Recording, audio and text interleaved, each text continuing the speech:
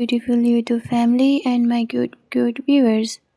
I hope कि आप सब लोग ठीक होंगे एंड सब लोग अपने अपने पार्टनर्स के साथ ये वैलेंटाइन वीक सेलिब्रेट कर रहे होंगे। एंड बैड न्यूज़ तो बेचारे सिंगल्स लोगों के लिए है। ऑलवेज़ ये सारे दुख तो उन लोगों के ख़त्म ही नहीं होने वाले, तो छोड़ो ये सब, बाद में हम उनके ज़ख्मों पे मिर्च मसाला डालेंगे। स्टोरी स्टार्ट करते हैं। लास्ट एपिसोड के बारे में हम थोड़ा सा जान लेते हैं। तो प्रीवियस पार्ट में हमने ये देखा था कि जो नैना थी वो जिया, मेहर और वानी के साथ एंजॉय करने क्लब आई थी। उसी क्लब में थोड़ी देर में तारा भी कुछ लोगों के साथ और अपने बॉडीगार्ड के साथ वहाँ मीटिंग के लिए आती है।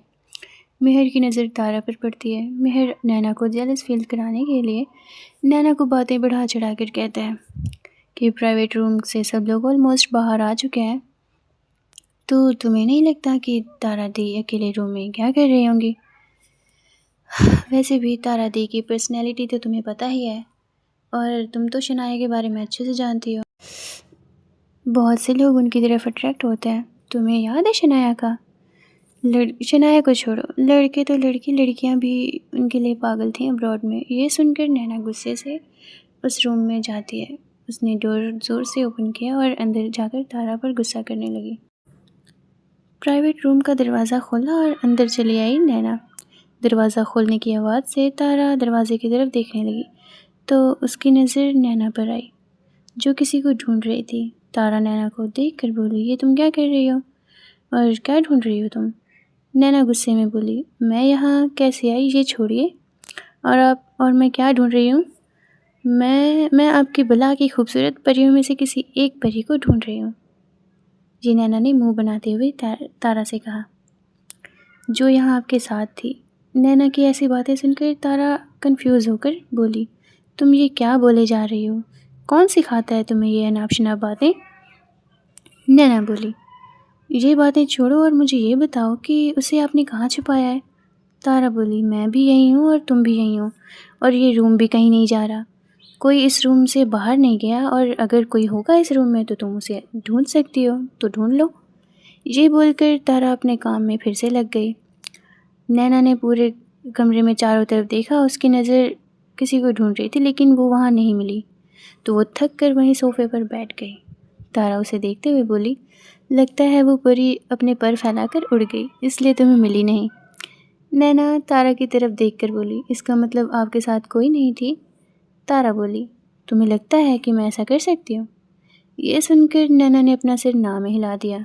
ये देख तारा ने पूछा, फिर क्यों इतनी एनर्जी वेस्ट की आपने? नैना बोली, तो आप इतनी देर से अकेले रूम में थी, तो मुझे लगा कि ज़माना वैसे इतना ख़राब है, कहीं कोई आपका फ़ायदा ना उठा ले। नैना की ये बात सुनकर तारा बोली, तो अच्छा तुम मुझे प्रोटेक्ट करने आई थी, बचाने आई थी? नैना ने अपना सिर हाँ में हिला दिया। तारा बोली, तो ठीक है, आगे से कुछ भी होगा मैं सबसे पहले तुम्हें फ़ोन लगा दिया करूँगी, तुम आ जाना मुझे बचाने। नैना बोली, ठीक है, आप भी क्या याद रखोगी? ये सुनकर तारा ने स्माइल की। थोड़ी देर बाद तारा और नैना दोनों घर के लिए निकल गए रूम से। रूही और वानी और मेहर भी वहाँ से निकल गए, लेकिन जिया खोज के कुछ फ्रेंड्स मिल गए थे, इसलिए वो कुछ देर उनके साथ रुक गई। नैना आज बहुत थक गई थी, इसलिए उसे कार में ही नींद आ गई।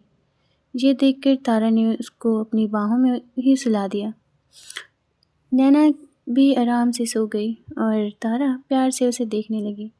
वो उस वक्त को याद करने लगी जब उसने पहली बार नैना को देखा था और देखते ही नैना के प्यार में पड़ गई।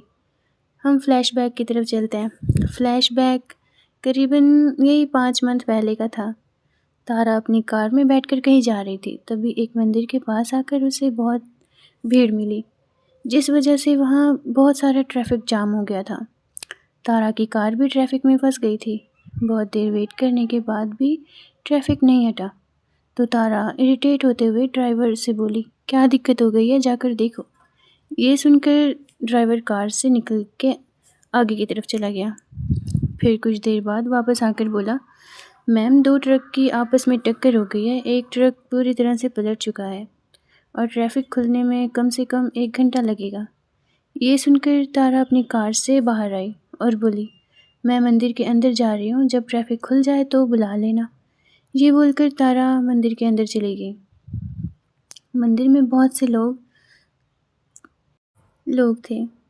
तारा आराम से जाकर एक पेड़ के नीचे बैठ गई और अपने फ़ोन में कुछ देखने लगी। कुछ देर बाद तारा की नज़र एक लड़की पर गई जो मंदिर के अंदर चुपचाप बैठी थी। उसकी आंखों में आंसू थे। तारा उसे देखकर एक पल के लिए उसमें ही खो सी गई। वो लड़की बार बार अपने आंसू पोंछ रही थी और ना रोने की कोशिश कर रही थी। तारा एक टक बस उसे देखे जा रही थी। उसका दिल कर रहा था कि जैसे वो उसके पास जाए और उसे गले से लगा कर कहे कि अब रोने की कोई ज़रूरत नहीं है। तभी तारा का असिस्टेंट उसके पास आकर बोला, मैम अब ट्रैफिक क्लियर हो गया है। तारा अपने असिस्टेंट की तरफ देखकर बोली, वो लड़की देख रहे हो? उसका असिस्टेंट बोला, यस मैम। तारा बोली, पता लगाओ क्या प्रॉब्लम है उसे और उसकी प्रॉब्लम सॉल्व करो। ये बोलकर तारा वहाँ से निकल गई। फ्लैशबैक एंड होता है। नैना आराम से तारा के बाहों में सो रही थी। तारा उसे देखकर अपने मन में बोली, उसी दिन मैं तुम पर दिल हार बैठी थी, लेकिन फिर भी तुम्हारे बारे में कुछ जानना नहीं चाहती, क्योंकि मैं ये बात नहीं मानना चाहती कि तुमसे मुझे प्यार है और मैं तुमसे प्यार कर बैठी हूँ। मैं नहीं चाहती कि कोई भी तारा सिंह की कमज़ोरी बने या कोई तुम्हारी वजह से मुझे मजबूर कर सके। मैं अपनी हर कमज़ोरी को ख़त्म कर देना चाहती हूँ, लेकिन ऐसा कर ना सकी। मेरी किस्मत से तुम इस तरह से जुड़ी हो कि तुम खुद ही मेरे घर आ गई, मेरी आँखों के सामने। तारा फिर आगे सोचने लगी कि कैसे नैना हर पल उसके सामने आ जाती थी, उसे टकरा जाती थी और फिर धीरे धीरे तारा ने ये बात मान ली कि वो नैना से प्यार कर बैठी है। अब वही उसके लिए सब कुछ बन चुकी थी। तभी तारा की कार रुकी और ड्राइवर बोला, मैम हम घर पहुंच गए हैं। ड्राइवर की बात सुनकर नैना भी उठ गई। दोनों अपने रूम में आ गए और रूम में जाते ही नैना बेड पर लेट गई और बोली, ओह मेरा प्यारा बेड, दुनिया की सबसे बड़ी खुशी यही है मेरे लिए। मैं तुम्हें कितना मिस करती हूँ, काश मैं तुम्हें बता पाती। नैना की ये बात सुनकर तारा उसकी तरफ देखकर बोली, तभी 24 घंटे में से 15 घंटे तुम बेड पर ही पड़ी रहती हो।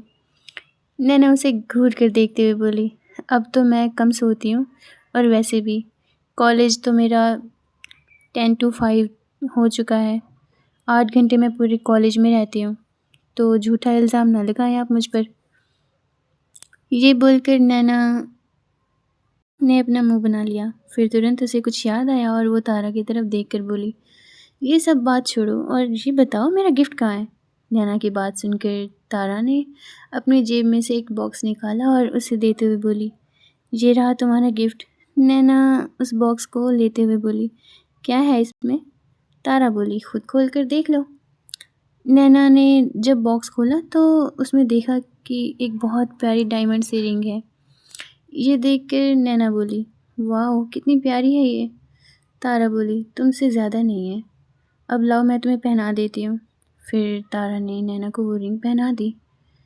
नैना बोली, मैं जाकर जिया को दिखाती हूँ। ये बोलकर नैना रूम से बाहर चली गई, लेकिन वहाँ जिया नहीं थी, जिसे देख नैना ने सोचा, जिया कहाँ है? वो वानी दी से पूछने जाती है। कहती है, मैं वानी दी से पूछती हूँ। ये बोलकर नैना वानी के रूम में चली गई, जहाँ पर मेहर भी था। तभी नैना ने आकर पूछा, दी जिया कहाँ है? वानी बोली, जिया को उसके कुछ स्कूल फ्रेंड मिल गए थे तो उसी के साथ कुछ देर के लिए रुक गई। नैना बोली, अच्छा लेकिन आप दोनों इतनी दुखी क्यों लग रहे हो, इतने सैड क्यों हो?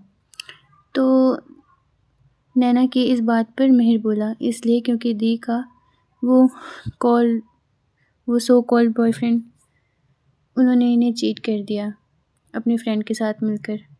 ये सुनते ही नैना हैरानी से बोली, क्या? लेकिन ऐसे कैसे हो सकता है? वो कोई ऐसे कैसे कर सकता है? वानी बोली, कर सकते हैं। वानी कहती है, नैना ये दुनिया बहुत मतलबी है।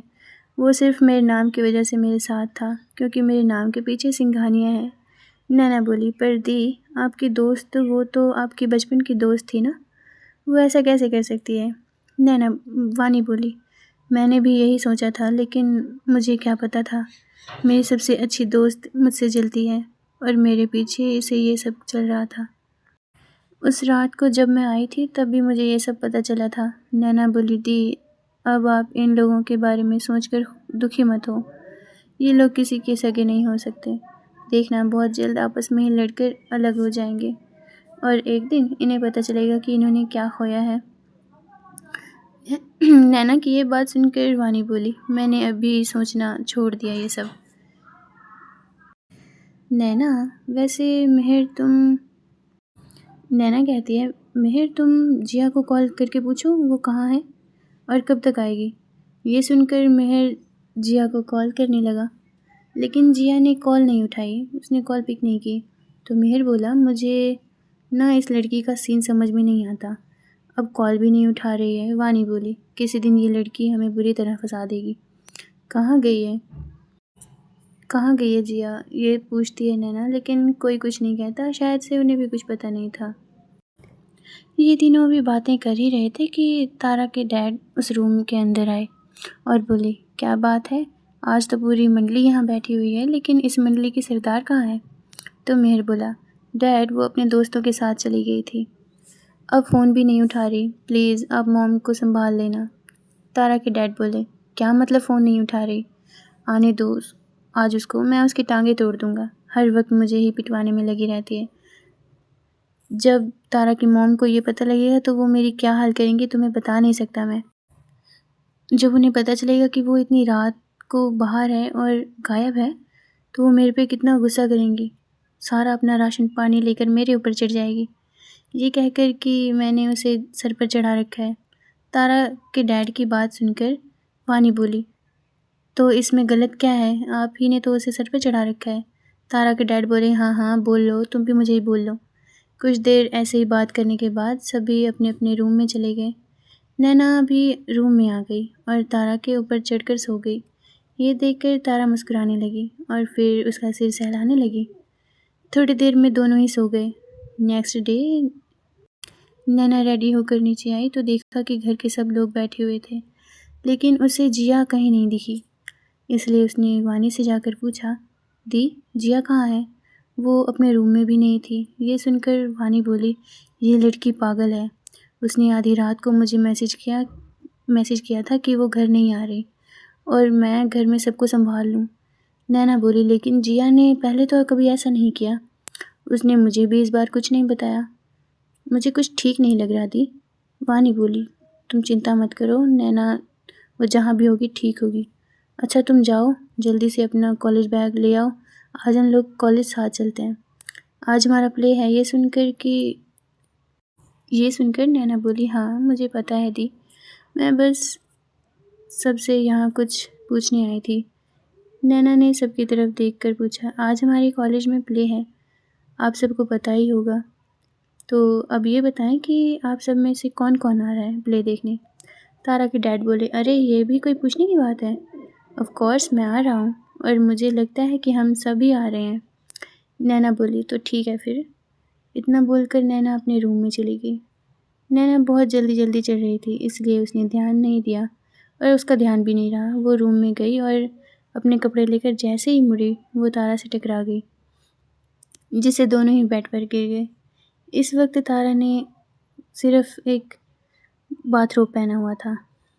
मैंने आप लोगों को बताया ही था कि तारा की बॉडी कैसी है, उसकी पर्सनैलिटी कैसी है। उसने ख़ुद को काफ़ी ज़्यादा मेंटेन कर रखा था, इस वजह से कह सकते हैं कि वो जिम की काफ़ी ज़्यादा शौकीन थी। तो उसकी बॉडी भी कुछ ज़्यादा ही स्ट्रॉन्ग थी, उसके मसल्स नैना को साफ फील हो रहे थे।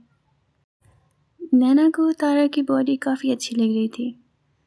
नैना तारा के ऊपर थी और तारा नैना की आंखों में खोई हुई थी। नैना को जैसे ही होश आया वो तुरंत तारा के ऊपर से उठ गई और बोली, ऐसे भला कौन बिना कपड़ों के घूमता है? तारा बोली, मैं किस एंगल से तुम्हें बिना कपड़ों के दिख रही हूँ? मैं कपड़े पहनने ही जा रही थी, फिर भी मैंने बाथरोब पहना हुआ है ना, और वैसे भी ये मेरा रूम है, इसमें मैं बिना कपड़ों के घूमूं या कपड़ों के साथ? तुम्हें क्या? मेरी मर्ज़ी। नैना बोली, अच्छा ठीक है, आपसे तो बहस करना ही बेकार है। वैसे आज मेरा कॉलेज में प्ले है और मैं उसमें माता सीता का रोल कर रही हूँ। क्या आप देखने आएंगी? नैना बड़ी मासूम सी शक्ल बनाकर तारा की तरफ देखने लगी। तारा उसके गले को छूते हुए बोली, मैं ज़रूर आती, लेकिन मुझे 2 दिन के लिए बाहर जाना है। इनफैक्ट मैं कुछ देर में ही निकलने वाली हूँ। ये बात सुनकर नैना बहुत सैड हो गई, क्योंकि कहीं ना कहीं उसे तारा की आदत सी हो गई थी। नैना अब तारा के बिना रहना इमेजिन भी नहीं कर सकती थी, लेकिन उसने तारा से कुछ नहीं कहा, क्योंकि उसे भी पता था वो अपनी फीलिंग से अभी अनजान थी। वो नहीं समझ पा रही थी कि ये कैसी फीलिंग्स हैं जो उसके अंदर फील हो रही हैं या पनप रही हैं। नैना को सैड देखकर तारा ने उसके फोरहेड पर किस किया और बोली, मैं बस 2 दिन के लिए जा रही हूँ, इसमें इतना सैड होने वाली कोई बात ही नहीं है। मैं तुमसे रोज़ कॉल पर बात करूँगी। इस पर नैना बोली, ठीक है, आप कब निकल रही हैं?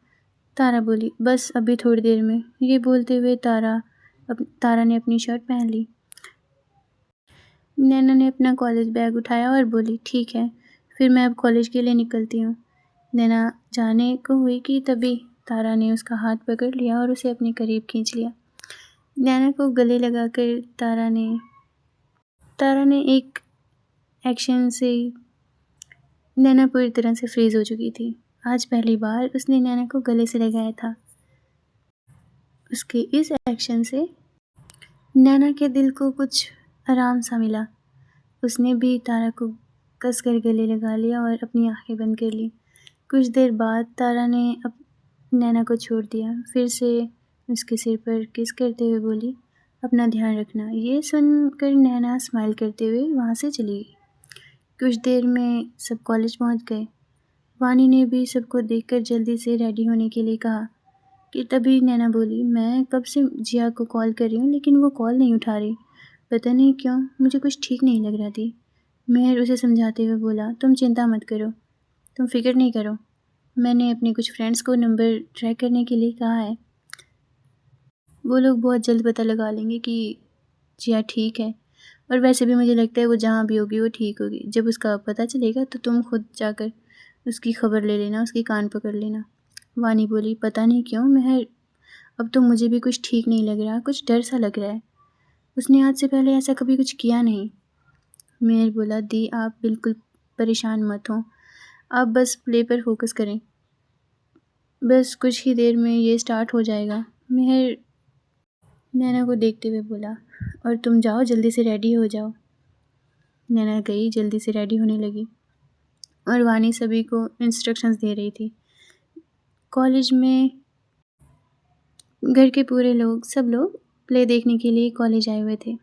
अभी एक एक करके सबका परफॉर्मेंस चल ही रहा था कि वहाँ पूरी फैमिली आ चुकी थी। लोग प्ले एंजॉय कर रहे थे, लेकिन ड्रेसिंग रूम का माहौल काफ़ी टेंस था। लोग बहुत परेशान थे। मेहर परेशान था, इधर उधर टहल रहा था। तभी वानी उसके पास आकर बोली, मेहर, तुमने अभी तक चेंज नहीं किया, तुम्हारा पार्ट आने वाला है, जाओ जाकर चेंज कर लो। मेहर बोला, दी जिया का कुछ पता नहीं चल रहा। मैंने जिसको जिया का नंबर ट्रैक करने के लिए कहा था, उसने नंबर ट्रैक करके लोकेशन का पता लगाया, पर लोकेशन कुछ पता नहीं चली। लेकिन जब मेरे लोग वहाँ गए, उन्होंने लोकेशन किसी तरह से निकाली। जब वहाँ गए तो जिया वहाँ थी ही नहीं। वानी परेशान हो गई। वो शॉक्ड होकर बोली, हमें इस बारे में अब डैड को बताना चाहिए, अब वही कुछ कर सकते हैं, या दी को बताना चाहिए। दोनों बात कर रहे थे कि तभी वहाँ नैना आई, और नैना ही अपना पार्ट कंप्लीट करके उनके पास गई। उसे देखकर मेहर बोला, नैना, क्या तुम दी से कुछ पूछ सकती हो? क्या तुम दी से उनकी हेल्प ले सकती हो? अगर दी चाहे तो हम जिया का पता कुछ ही मिनटों में लगा सकते हैं। नैना बोली, लेकिन तारा तो अभी कुछ दिन के लिए बाहर गई हुई हैं। वानी बोली, मेहर, तुम जाकर रेडी हो जाओ, पहले हम प्ले कंप्लीट करते हैं, फिर हम डैड से बात कर लेंगे। नैना बोली, हाँ दी, आप ठीक कह रही हैं। मेहर रेडी होने चला गया। नैना और वानी दोनों तारा के डैड से बात करने के लिए चले गए। तारा के डैड के पास जाकर नैना ने कहा, डैड हमें कुछ बात करनी है। तो तारा के डैड बोले, मुझे ऐसे प्ले के बीच में तुम लोगों ने क्यों बुलाया? इस पर वानी बोली, डैड जिया का कुछ रात से ही पता नहीं चल रहा। तारा के डैड हैरान होते हुए बोले, व्हाट? वो अभी तक घर नहीं आई? वानी बोली, डैड घर आना तो दूर, कल से वो हमारा फ़ोन भी नहीं उठा रही, उसका नंबर भी बंद आ रहा है। हम काफ़ी ट्राई कर चुके हैं लेकिन कोई पता नहीं चल रहा। ये सब नैना और वानी दोनों बहुत परेशान होकर बोल रहे थे। तो तारा के डैड कहते हैं, कोई बात नहीं, तुम दोनों परेशान मत हो, मैं कुछ करता हूँ, कुछ नहीं होगा। ये बोलकर तारा के डैड वहाँ से चले गए। वहीं नैना और वानी दोनों वापस प्ले पर फोकस करने लगे। दूसरी तरफ तारा के डैड ने अपने फ्रेंड्स को कॉल किया और जिया को ढूंढने के लिए कहा, क्योंकि अब उन्हें भी डर लगने लगा था। जिया ने बिना बताए कभी कुछ ऐसा किया नहीं था। जिया अपने पूरे घर में सबसे प्यारी थी, सबकी लाडली थी, और जिया सबसे ज़्यादा क्लोज़ अपने डैड की थी। वो दोनों फादर डॉटर दोनों बेस्ट फ्रेंड की तरह रहते थे। इसलिए जिया उनसे हर एक बात शेयर करती थी।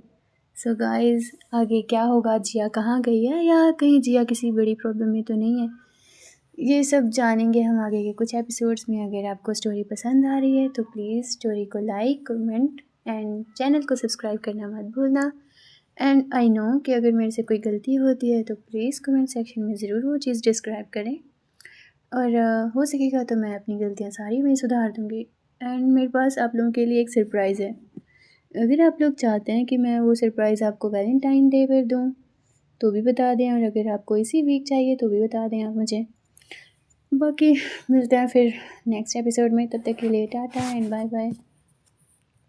और गाइस, आप लोग वीडियो तो देख लेते हो बट मेरी वीडियो को लाइक नहीं करते और चैनल को सब्सक्राइब भी नहीं कर रहे, बस ऐसे ही देख कर चले जाते हो। ये तो बहुत गलत बात है यार।